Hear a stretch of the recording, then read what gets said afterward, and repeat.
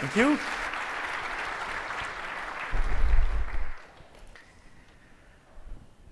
Wow, I never spoke in front of such a big audience, so thank you all for coming and to listen to my speech.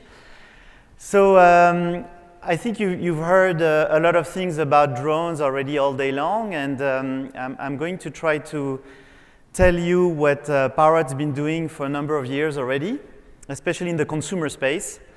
So, I tend to say that today in the drone industry, there are kind of like three main type of companies that are working on drones. There are the ones that come from aeronautics, the Boeing, Airbus, and so on. The ones coming from military that have been doing military drones for a number of years in a large industry. And where we come from, consumer electronics. And consumer electronics really is what we've been doing with a lot of other devices for a number of years. It's a very different set of constraints. We like to move fast. It's an industry where things go fast, where people copy each other, where the chips inside dictate what's the next generation going to bring, and so on. And of course, the consumer drones brought us this opportunity of designing large volumes drones, which now in fact bring the level of quality that is sufficient for a number of professional applications. So if you remember, at the beginning of computers, a long time ago, you had very big servers and big computers coming from large industries, and pretty much when this came up, if you were an IT director in a company, you would want to buy those big servers. And in parallel, some guys started to work on microcomputers, personal computers, PCs, and in the professional space, a lot of people were looking at PCs thinking, that's a joke, this is never going to go into companies. But as we all know, we all carry a laptop in our bag today. We also all carry now a tablet. And if you look at tablets, tablets are even worse. Tablets were invented for consumers. Initially, it was just for games. And now there are many software applications running on tablets that actually transforms the tablets also for professionals. And so we think in the drone, the same thing is going to happen. It's the software that's going to run on these drones that is going to transform them from consumer to professional. The benefit of that is that consumer drones drive high volumes. And high volumes in electronics means lower costs. So which means we will be able to have access to drones, very cheap drones in the future. Drones that will cost a few hundreds, maybe even less in the future, but that will basically do the same missions as the professional drones today, assuming you have the right software running on them. So let me go through, in fact, some of the regulation aspects on that, which is quite interesting. A couple years ago, when France, which is where Parrot is based, created a special scheme for professional drones, immediately the question came up from media, from users, what is the difference between a consumer drone and a professional drone? Why should I use the professional regulation or why should I use the consumer regulation? And it created a big mess. Nobody knew exactly anymore if you had to run through the professional scheme, which is relatively heavy. You need to get a theoretical license, you need to have a manual to operate, you need to do a number of things, whereas if you're a consumer using drones for recreational use, you basically just need to go outside cities, you don't need any license, and there you go, you can run your drone. So it makes a big difference. So what does create this difference? Is it the drone itself, or is it what you do with the drone? And the response came later on, about 6 months down the road, where clearly the government said, well, it's actually what you do with the drone that makes the difference between a consumer drone and a professional drone. So if you take a video for your own fun, just to show to your friend. It's a recreational drone.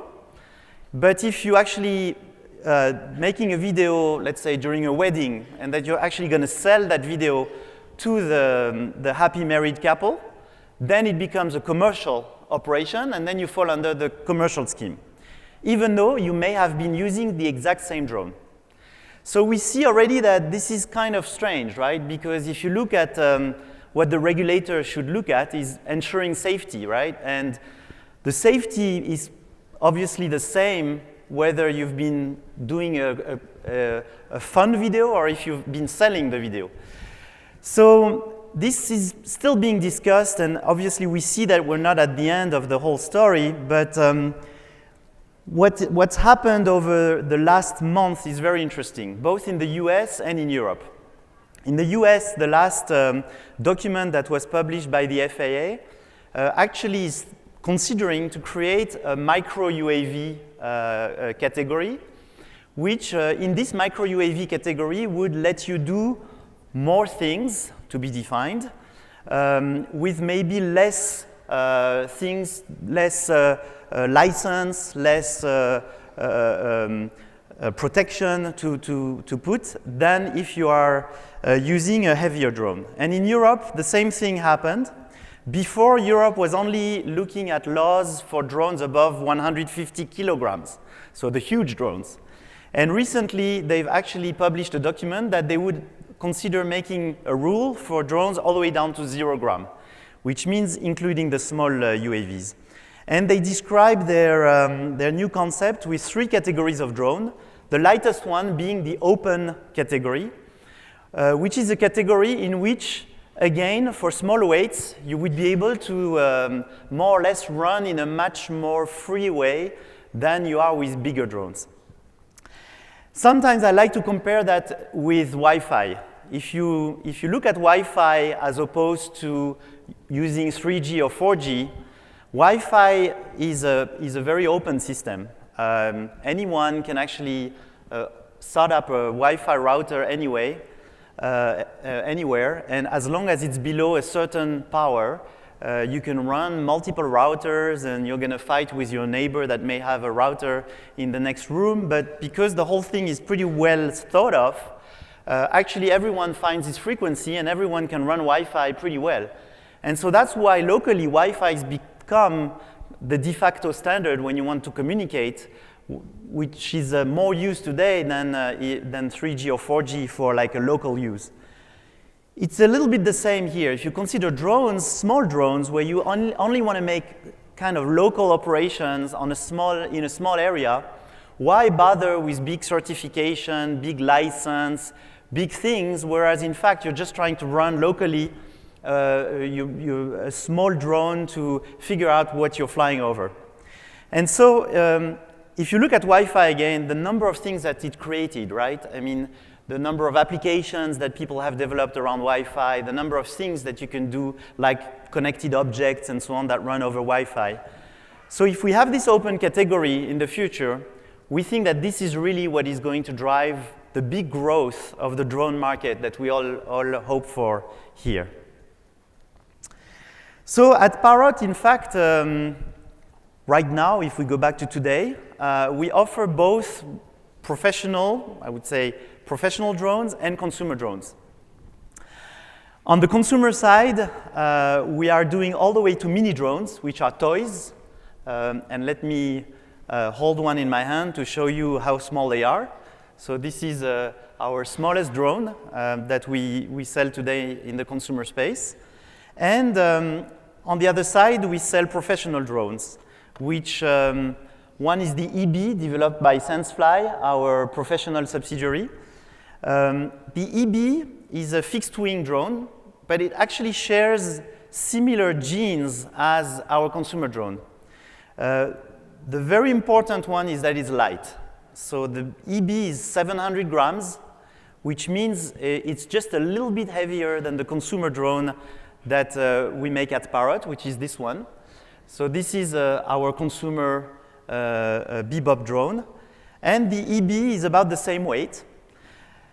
What allows these drones to fly well is, of course, what with the improvement that was achieved by the autopilot running with very small components coming from smartphones. Thanks to that, a light 700 grams drone, which is about 1 meter wide, can fly autonomously for 50 minutes, cover about 200 acres, and basically get pictures from or videos from a very large field with something really light and therefore very safe. The one below, the exom, is the quadcopter that just came to the market recently. It's in fact based pretty much on the same algorithms than the Bebop, the consumer version.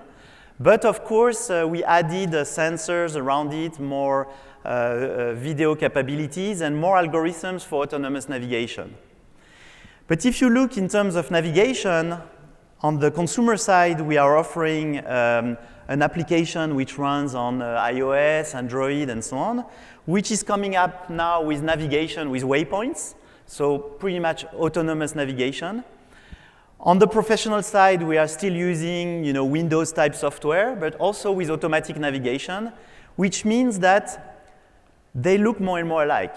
A consumer drone and a professional drone, in fact, from the machine itself, look more and more similar. And as we move on, the difference on the drone itself between a consumer or professional drone will be a gray zone. What will be the big difference, of course, will be the sensors that you have on the professional drones. Probably you will get higher resolution sensors, multispectral sensors, thermal sensors, whereas on the consumer drones, you will probably keep only the visible sensors, so for photo and video. But the rest of the drone, the telecom link with the pilot, the flight itself, will be more and more very similar for professional and consumer drones. Now we try to look at the different markets that these different drones address. And we see today for the professional drones, 3 big markets, which we like to address at Parrot. The one on the left, surveying and mapping, we think is the one that in the short term is the most interesting one because it brings very quick return on investment for the users.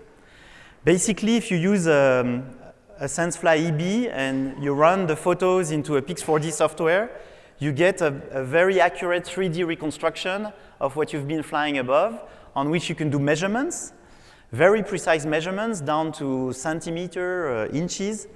And so it can be used by architects, it can be used by people running queries, people running mines, and so on.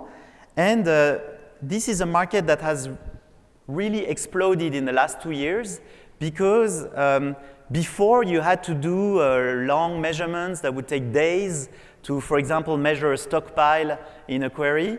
And now you actually run a 10 to 15 minutes flight with a drone. You run this in the software, you analyze this data, and with the data you get all these precise measurements in, I would say, almost a few minutes. And so this has really created a disruption in this market because you can start documenting things very well. Every day, if you want, you can fly above your mine and measure your stockpile on a daily basis. So you can start measuring, you can start documenting, you can send data to experts remotely. And this is something that you couldn't do before drones and you couldn't do before these algorithms. Now, the other market that we focus on a lot is agriculture. If you remember, there was a publication by AUVSI not so long ago. It's dated back 2013, where AUVSI said clearly agriculture would become the #1 market for drones. And in fact, everyone saw that it was taking a bit longer to get there because what to do with drones. I explained what we're doing in mapping, but for agriculture, making just a map, in fact, is not sufficient. Again, the idea is to go a bit further and try to start analyzing the data and provide information that's actually useful for the farmers. We've had some good experience in the French market and in the European market with a company called Airinov that has been flying with drones for about 4 years. And initially, they came up with just visible maps of the fields, and the farmer said, yeah, it's nice to see my field from above, but it's not enough. I'm not going to invest in drones just for that. So everyone read about publications about vegetation index using multispectral and so on. So they started showing these maps like what we see on the picture here in colors, showing where there's a bit more crop, a bit less crops. But again, the farmer said, okay, it's a nice map. I see that here is growing a bit more, a bit less, but there's not much I can do with that, so it's still not worth buying a drone. So they started working with some research institute to go even further than this and work on algorithms to actually go all the way to knowing how much fertilizer needs to be put at different stages of growth of the crop. And thanks to that, the farmers can actually get a file that if they have a pretty advanced tractor, they can put directly the file in the tractor, and the tractor will adapt the quantity of fertilizer that it will put on the field at every stage of growth. Or if you don't have such an advanced tractor, you're going to get a manual map where actually the farmer is going to do it manually. But this is something that actually is something that the farmer knows what to do with. He's actually going to do something, and it's going to influence the amount of fertilizer he's going to put on his field, and of course also the yield of his crop. So there we get to an information that has value to the farmer, and therefore now he thinks it's interesting to buy a drone and do it. Of course, as I said before, the regulation today still makes it relatively complex for the farmer himself to fly a drone, right? Because if he needs to get a license, if he needs to file for an exemption, if we talk about the 333 exemption in the US, it means that we cannot yet sell a drone to every farmer, and we still need to have specific operators go and run the flight on the fields and so on, which is what we're doing today. But obviously, we think that in the future, if there is this famous open category for micro drones, then potentially every farmer could buy his own drone and fly a drone every day on his crop and see how he potentially needs to add more or less fertilizer, and maybe tomorrow also more or less water, and also more or less insecticide. And all this he's going to be able to do by himself with a drone. You know that today they use satellite systems already, right? There are maps coming out from satellite. However, these maps don't come very often. They usually don't have very high resolution.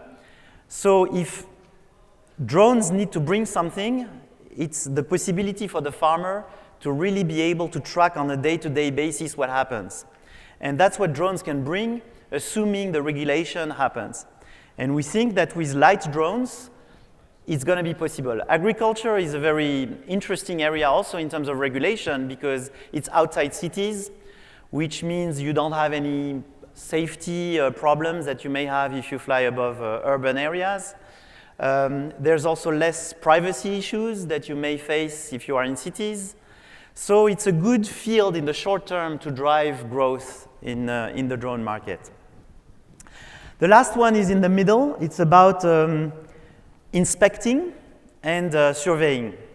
Inspecting, of course, everybody talks about oil and gas, about inspecting bridges, inspecting wind turbines, inspecting solar farms, and so on.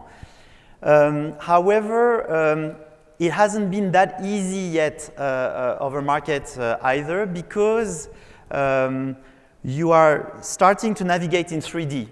Typically, if you are in front of a bridge, it's not just flying like above a farm or above a mine at, let's say, 300 feet altitude. You actually need to fly very close to the bridge, for example, or to the dam, and you need to have a resolution of your picture which is pretty constant as you move around a bridge, for instance, which means you're going to have a drone that you need to fly very accurately at a certain distance of the bridge or the dam. And you're going to have to keep that distance because otherwise your pictures won't mean anything. If one picture is taken 5 meters away from the bridge and the next one is going to be taken 1 meter away, it's going to be a different resolution. So all this requires more advanced sensors on the drones and more advanced navigation algorithms to make sure that the pilot doesn't have to go through the hurdle of trying by himself to keep that distance. And this is typically what we are doing now with the new quadcopters of SenseFly, with all these sensors, is to automize this kind of navigation to be able to really deliver something that is accurate for these jobs. Surveillance brings also other challenges. For example, surveillance means you would want to fly above an area 24 hours a day. 7 days a week. So it means you need to have drones that can recharge autonomously.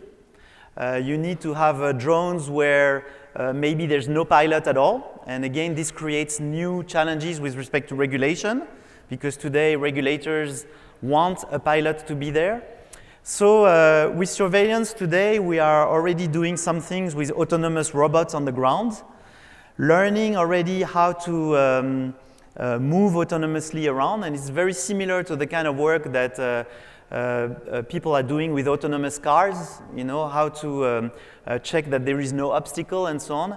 But it's probably one of the most challenging one in the drone business. So what we want to do for each one of these markets is develop a workflow that makes it as simple as possible for the end users. And typically for mapping and surveying, today, if you buy an EB, you get the Pix4D software, and the Pix4D software interfaces with most of the GIS standard software that most people are using for mapping. And so the idea is to have a suite of software which is as easy as possible for the end users. There is still probably more things we can do to make that even more simple. Today, if you look at the applications that run well on smartphones, say, for example, you want to take a taxi. Everybody knows about the Uber application. Why is it nice? Because you don't have to enter your credit card every time. You know where the taxis are, and it just makes your life simpler. And I think in the drone, we're facing the same, which is that, you know, one day we should be able to just start the app. The app should know, for example, where your field is, and you just have to launch the drone and do nothing else, and everything else should be automatic. And you should get your data from the cloud in the evening or a few hours later on your PC or on your station to know what data it has received. We're still relatively far from that, but we're getting there, and of course, that's what we are working on for the future. Precision ag, I mentioned before what we've been doing with Erinov, and these automatic maps based on infrared. Here, we've been working with Erinov on sensors that can capture different frequencies on the field, including in infrared. And from this data, the whole challenge was to convert this information in the different frequencies to a map, as I said before, that you can use directly in your tractor. Again, it's about software. How can we make it efficient? And it's even worse in agriculture because today, the operators that run on these farms, they actually run from at the beginning of the day till the end of the day, and they need to run one farm after another if they want to get return on investment. So in fact, they've been flying sometimes 20, 30 flights per day, going from one farm to the other. If you need time to program your drone, to turn it on, to get the data, to empty the data from the drone, download it to your station, to your PC, and then go to the next farm, there's no way you can achieve such a performance, I would say, for the operator. So for them, it was very important to have a software suite that is super quick and that requires a minimum amount of time lost between the different missions. And there's still more performance to gain by even improving the software more. The whole point is that if we want to be able to get a high return on investment for the operators, then we need to have very simple software running and very efficient software.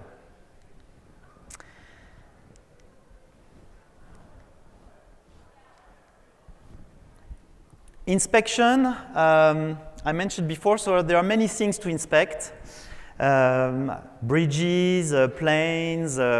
You know that when a plane got into a storm, when it lands, it needs to be documented.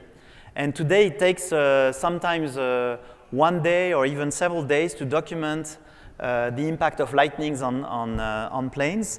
So there are companies in Europe, for like EasyJet, for example, which is one of the main low-cost airline initially, but probably now one of the main airlines in Europe. They have been claiming that by next summer they want to start using drones around planes to do flights after a storm happened and after a lightning hit a plane, to actually become more efficient and waste less time between the flights when something like this happened. So we are seeing here also the problem of navigating very carefully in 3D, right? I mean, look at these missions around airplanes. The insurance that cover the airplanes obviously say, wait, you have to be really careful, you know, that drone should not hit the plane while flying around it. So the whole issue about having a drone fly very accurately with a fixed distance from the plane and being able to run a 3D route around an airplane with a replicable flight every time is the next challenge for this kind of inspection drones.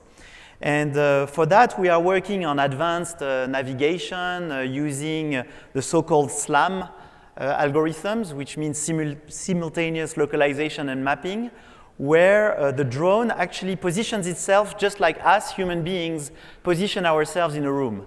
When we get to a room like this, without knowing how it's going to be, with our eyes, we're able to know where is the open space, where we can go, where are the obstacles, the chairs, the table, and so on. That's what we do all the time.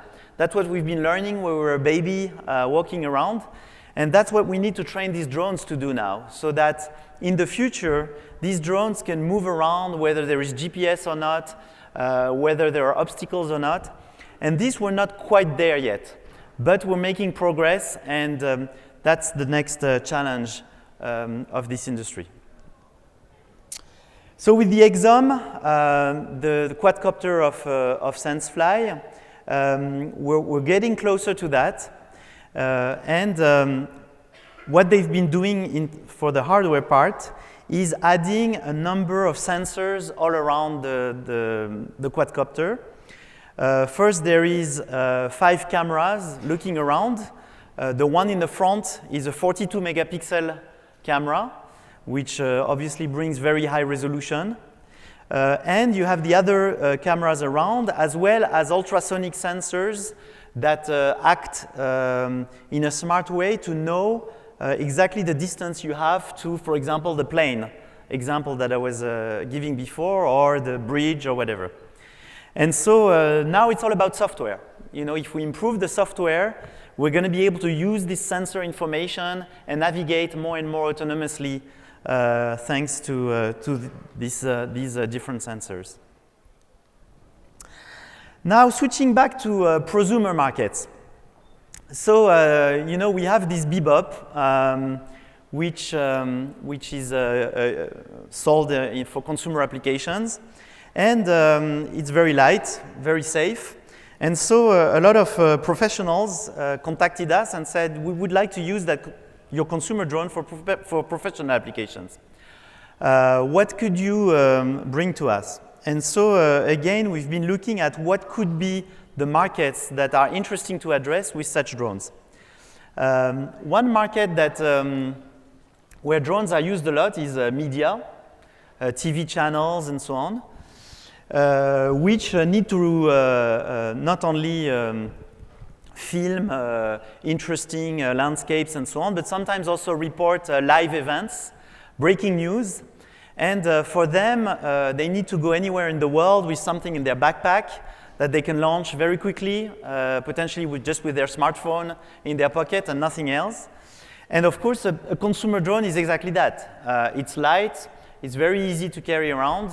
I've done the test of flying with that in my carry-on luggage in various airports, and in fact, it's never an issue to go through security. So which means for a journalist, it's a very efficient tool. You get to the field and you can launch your drone and have a high altitude view and then send that video over to your TV headquarters.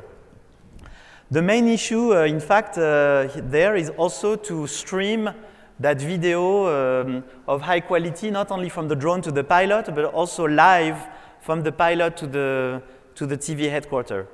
And for this, we have been working with partners, both in the satellite industry. One is Inmarsat. Inmarsat is a worldwide satellite operator that offers coverage all around the world. And so we have a solution to connect directly the Bebop to an Inmarsat modem and send that to headquarters. Or you can also, in the case you have a good 3G or 4G coverage, simply stream directly from your phone using the 3G or 4G and then internet to stream back to the headquarters. So this is something where there is a lot of demand, and these guys don't necessarily want to have the biggest camera and so on anymore. They think that more and more the consumer type drones are sufficient. You have a 14 megapixel sensor on this. You have a full HD video, which is enough. In fact, what the media wants today is the breaking news, which means, today they compete against Twitter, they compete against social networks. And so what's important is to have the video on time as soon as possible after an event happened, which means make it very flexible and simple for journalists to go on the field. Another application is for architects, for real estate. I'm not talking about big companies. I'm talking about, the small company down the road, which is selling a house. And today, if you look at what you can see on websites when you are trying to buy a house, for example, or rent a house, is still relatively limited. We're still, looking at pictures with more or less a good angle, more or less good view. And so the best way today still for someone to buy a house is to actually go there and visit the house to see it by himself. Imagine tomorrow if a drone like this one can fly around the house and make a 3D reconstruction of the house and put that on the web, and people can actually drag their mouse around and see the house from wherever they want. You have suddenly a much better experience, and we think this is also going to become possible with drones. Finally, we get contacted also a lot by police, fire brigades, which represent obviously a lot of people that like this kind of drones a lot because, again, they are light. They can easily be lost because they are cheap. So even if you run it into a fire and it burns in the fire, it's not a big issue because it's not very expensive. I'm going to run quickly through that because I am lacking time. And so this was just some extra pictures of what I just described. Okay, now I'm stuck on this one. Just quickly giving an image here of what you could do with a house, with the different pictures that have been taken around a house, how you can very nicely then run in 3D around a house that you can then put on a website. So that concludes my talk. I wanted to give you this overview of the different missions and the different markets that we think are the most relevant in the short term. Think that if this micro rule, as it's called by the FAA, or the open category, as it's called in Europe, develops, we think that this is really the area where the market is going to grow the fastest, and where consumer electronics is going to bring what we all expect here to do with drones. Thank you.